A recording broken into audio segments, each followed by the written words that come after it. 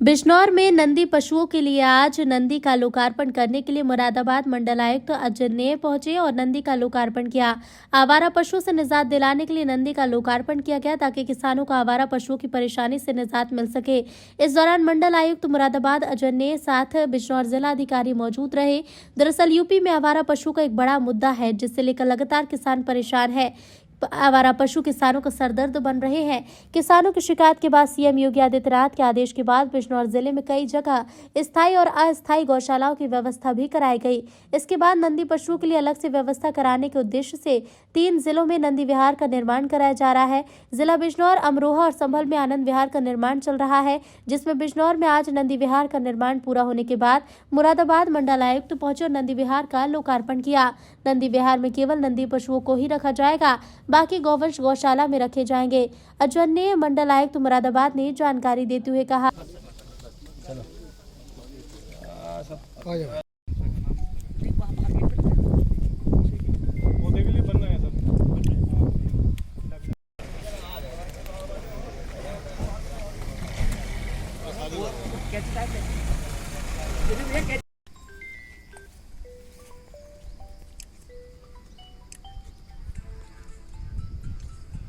चेहरा कर लेना सर इधर देख लो। आप इधर आ जाइए।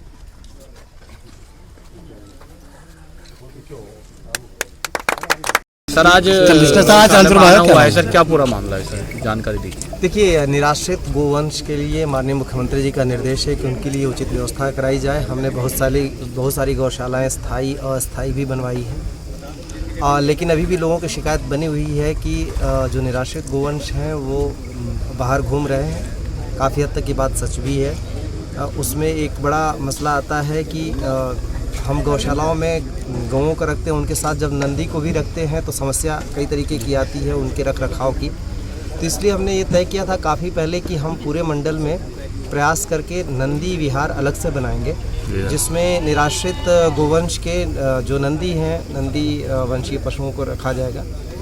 और हमने संभल, अमरोहा और बिजनौर में ये कार्य शुरू करवाया था।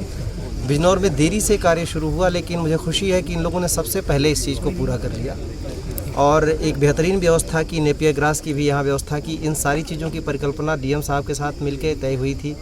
फिर डीएम साहब, सीडीओ साहब, उनकी पूरी टीम ने एक बहुत सराहनीय कार्य किया है।